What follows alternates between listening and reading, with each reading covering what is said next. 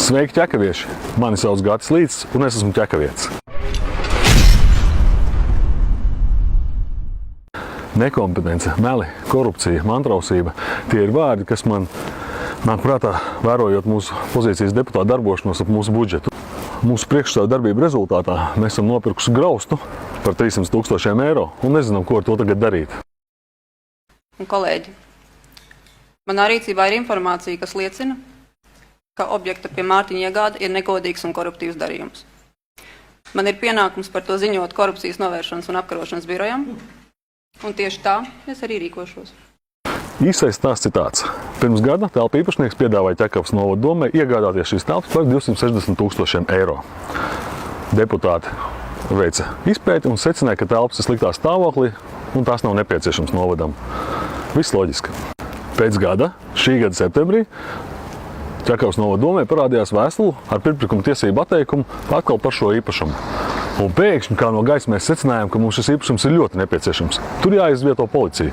Viņš mums ir nepieciešams tik ļoti, ka mums pat nav laika taisīt novērtējumu, un mēs pat esam gatavi maksāt jau 40 000 eiro vairāk par šo pašu īpašumu.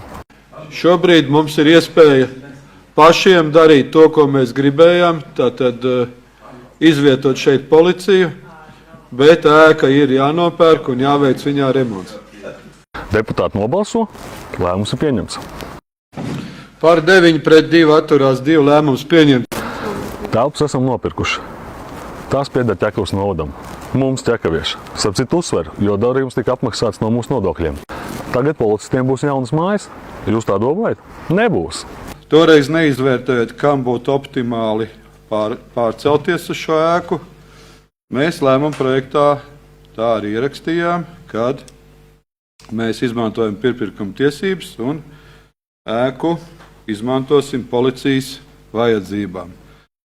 Vēlāk, kad īpašums jau tika noformēts zemes grāmatā uz pašvaldības vārda, pašvaldība sāka domāt par to, vai tas ir racionāli. Pirms gada vispār neko nevajadzēja. Tad savaidzējās tā, ka esam gatavi maksāt krietni vairāk, un tad, kad esam nopirkuši, atkal nezinām, ko ar tām darīt. Starp citu, arī samaksa par šo īpašumu bija paredzēta 9 maksājumos vairāk mēnešu garumā. Kā to paredz likums un iesniegtais līgums. Pirkuma līguma nosacījumi paredz šo te pirkuma summu izmaksāt 9 maksājumos. Bet vai likums Ķekavā ir jāievēro? Nē. Likumam Ķekavā ir tikai rekomendējošs raksturs. Cik tālu ir šobrīd šie maksājumi? Cik ir samaksāts? Un es zinu, kad pats personīgi es parakstījis, uzlicis pirmo parakstu internetu bankā, apmaksājot pirmo maksājumu. Par pārējiem es nezinu. Iespējams, ka to izdarījis ir Krūmiņkungs. Un šis rēķins 299 000 ir samaksāts jau 2 nedēļas atpakaļ. Deputāts Krūmiņš kārtējo reizi pārkāpis likumu. Kāpēc viņš to darīja? Es nezinu.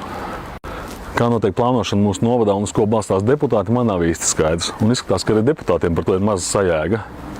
Izskatās, ka deputāti vispirms dara un pēc tam domā. Es tomēr aicinu, mums ir priekšlikums, balsojam par viņu un pēc tam diskutējam. Šī, manuprāt, varētu būt mūsu novada devīze. Vispirms daram, pēc tam domājam. Šis man aiz muguras ir piemineklis mūsu pozīcijas deputātu infantīlajām darbībām un to sekām. Un šis ir tikai viens no daudziem piemēriem, kā tiek pieņemt lēmumu mūsu novada domē. Kāpēc viņi tā tiek pieņemti? Vai tā ir korupcija vai nekompetence? Es nezinu. Tas, lai paliek izvērtēšanai jūsu ziņā.